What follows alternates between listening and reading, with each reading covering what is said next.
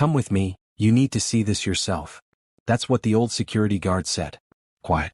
Uneasy. Like he wished he didn't have to be the one to say it. I had just paid for our things.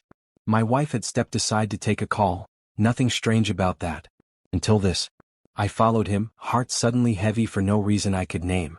We turned a corner near the dressing rooms. He pointed to a live surveillance feed playing on a back monitor. And that's when I saw her. My wife, the woman I had shared 17 years and 2 kids with, pressed up against the wall, laughing into the phone. Flirting. With someone else. Her voice carried through the thin wall. I told him I was on the phone with the school. He's so easy. I didn't say a word. "Hi, my name is Nolan Chase, and I used to think that being loyal meant never checking the shadows. That trust meant peace." But standing there, watching her twirl her hair while she whispered, "Just one more night and then I'll tell him," I realized I'd been living in a house built on my own blind spots. The guard looked at me like he'd seen this before. "I figured you'd want to know." I nodded. My hands didn't shake. I walked back out calmly, placed the shopping bags in the car, and when she returned, smiling like nothing happened, I kissed her forehead. Because she had no idea. I had already started the timer. She slid into the passenger seat, still glowing from whatever lie she'd told. "Sorry," she said casually. "School stuff." I smiled. "No problem. Everything good?" She nodded, leaned over, kissed my cheek, and not a hint of guilt touched her voice. But inside me, something had shifted. I didn't rage. I didn't press her. I observed. That night, I lay beside her in bed, wide awake, memorizing her breathing patterns, the way she clutched her phone under the pillow like it needed protection. I had questions, 1,000 of them. But I also had discipline. And that's what makes a man dangerous. Hi again, Nolan Chase. I spent 7 years as a military analyst before I ever entered construction management. You learn to see things most people don't. Inconsistencies. Gaps. Behavioral tells. And my wife. Suddenly she was full of them.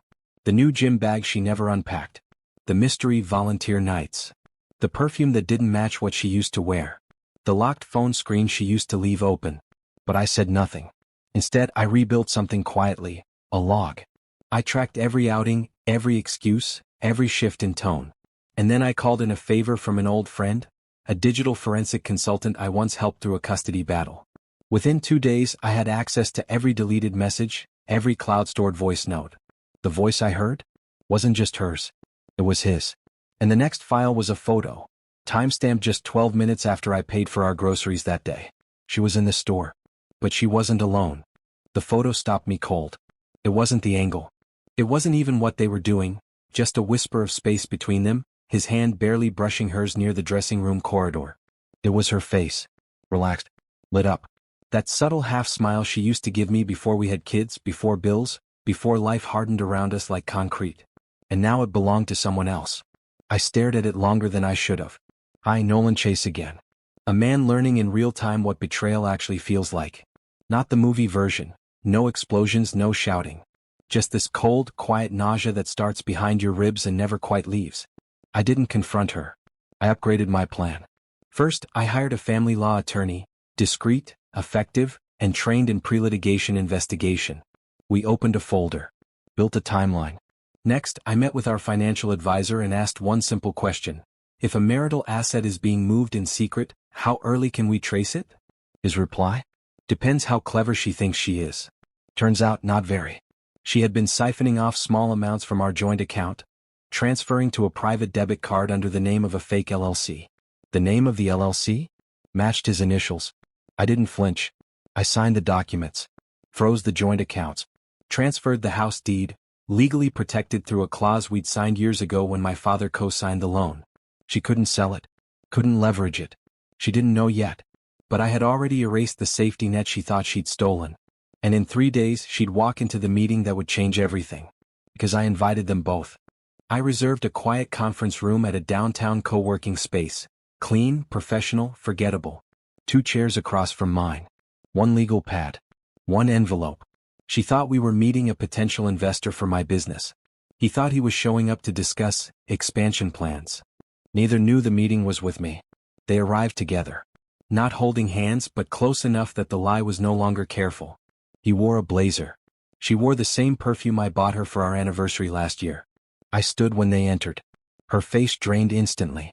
He froze like a rookie deer on a rifle range. Sit, I said. They did. Hi again. Nolan Chase. And no, I didn't yell. I didn't throw the envelope across the table like in some courtroom drama. I slid it forward. Inside, bank statements, text logs, photos, the LLC filing with his initials. Her digital fingerprint on every transfer.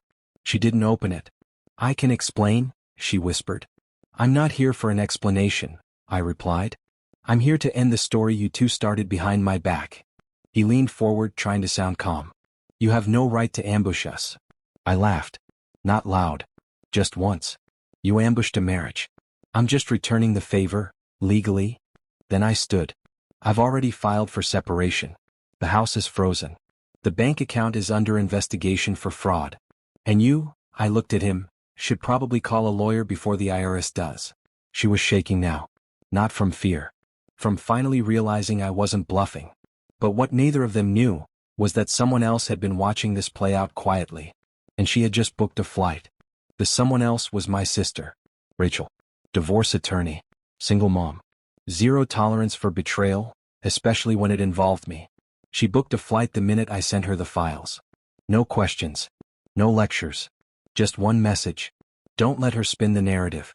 I'll be there Thursday. And she was. Hi, Nolan Chase again, watching my world burn slowly and learning how to stand in the smoke without blinking. By the time Rachel arrived, the first wave had already hit. My wife tried to regain control, texting mutual friends, feeding them some vague story about emotional distance and misunderstandings. Not cheating. Not fraud. Just unhappiness. But I'd already sent the truth ahead of her. Facts. Documents. Proof. One friend called and said, Nolan, if this is true, she just nuked her own life. I didn't reply. I didn't need to. Rachel and I met with my attorney Friday morning. She brought new paperwork, ones that accelerated the process. Emergency orders. Asset protection clauses. Custody arrangements preemptively outlined in case she tried to involve the kids. Then she looked at me across the table and asked, Are you doing this for payback or peace? It hit me. This wasn't just about catching them. It was about becoming someone else on the other side of it. I said, Peace. She nodded. Then let's finish this clean. That evening, my wife showed up at the house, the one she no longer had access to, and found the locks changed, the security code reset, and a formal letter taped to the door. She stood on the porch for 10 minutes. Didn't knock. Just cried into her hands. But the cameras caught everything, and the footage would matter more than she ever expected. Because on Monday morning, her employer would receive it. Her employer was a private healthcare group. And their ethics clause? Crystal clear. Any employee involved in financial misconduct, patient trust violations, or reputational harm may be subject to investigation and suspension. She didn't just cheat. She used the company's travel card to pay for 2 of their weekend trips, booked under a training conference that never existed. And I had the receipts. Hi again, Nolan Chase. And if you're wondering whether this was revenge, you're not paying attention. This was accountability. Nothing more. Nothing less. When she was called into HR, she tried to spin it, said I was retaliating, said it was marital drama spilling into her professional life. But policy doesn't care about feelings. It cares about evidence. She was placed on immediate leave. Investigation pending. Her voice message to me that night was 6 minutes long. Started with blame. Then begging. Then silence. And then finally, rage. You don't get to destroy me just because you're hurt. I didn't respond. I was sitting with my kids watching a movie, something we hadn't done in months without her mood swinging the room sideways. They laughed. Ate popcorn. Safe. Steady. And that's when I knew. This was the life I'd protect. Not the one I lost. The next day, I met with my lawyer and Rachel one last time. Everything was in motion. Division of assets, custody petitions, protection orders. But then Rachel pulled out one last file. She slid it across the table. You ready to see what he's been hiding? She asked. I blinked. I thought we got everything. She shook her head. Not this. What I saw in those pages changed everything. Because it turns out he didn't just betray me. He betrayed the wrong family entirely. The file Rachel gave me? It contained records from 3 states, public databases, court filings, and something that sent a chill down my spine. A restraining order. Filed 4 years ago by another woman, under her maiden name. Against him. Same man. Different city. Same patterns. It accused him of coercion, financial manipulation, and emotional abuse. The case never made headlines. Settled out of court. Buried. But it existed. And Rachel had it. Hi again, Nolan Chase. And in that moment, I stopped being the man who just wanted peace. Because now it wasn't just about me. This man had a history. I made one call, to her employer's HR department. I didn't tell them everything. Just the public link. The court record. And then I sat back and watched the last thread unravel. Her suspension turned permanent within 48 hours. Not just for the false charges, but because she brought a predator into a protected space. She called me from a prepaid number that night. Please, you've done enough. I answered calmly. No.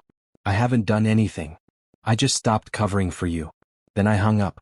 The next morning, the man finally reached out himself. No threats. Just a single message. Let's meet. I showed it to Rachel. She said, he's trying to gauge your weakness. Don't give him any. So I didn't reply. Instead, I called a former client of mine, someone who worked in private security and risk mitigation. He owed me a favor. Within hours, the man who'd thought he was just dating a married woman was served with a legal complaint and a cease and desist tied to financial entanglement and prior conduct. His silence after that spoke louder than any apology. But there was still one final moment left. Because my wife had just requested to see me, in person. She arrived 10 minutes early. No makeup. No rings. Just the same woman I'd married 17 years ago, only now stripped of the mask she'd worn for the last 2. We sat across from each other in the same cafe where we once chose our kids' names over coffee and pancakes. She looked exhausted. I know I don't deserve kindness, she said quietly. I didn't answer. I didn't think you'd find out, she added. Not because you're dumb. Just because you trusted me too much. I nodded once. Hi, Nolan Chase again, sitting across from a ghost in my wife's body, realizing that the real betrayal wasn't the affair, or the lies, or even the money. It was how easily she gambled us for someone who wouldn't even defend her once things unraveled. She reached into her purse and slid something across the table. A photo. Our wedding day. You can tear it up, burn it. I just didn't want to be the only one looking at it anymore. I stared at the photo. 2 kids smiling at forever, completely unaware how fragile that word really is. Then I folded it and placed it in my jacket. I'm not here to punish you, I said. But I'm also not here to save you. She bit her lip. Tears finally came. Will you ever forgive me? I stood up. I already did. That's how I let go. She didn't follow me out. She just sat there, crying over the version of her life she never thought she'd lose. I got into my car, turned on the engine, and drove home to my kids. Home to truth. Not revenge. Just clarity. Because the difference between a storm and a reset is what you choose to build afterward. And I had already started.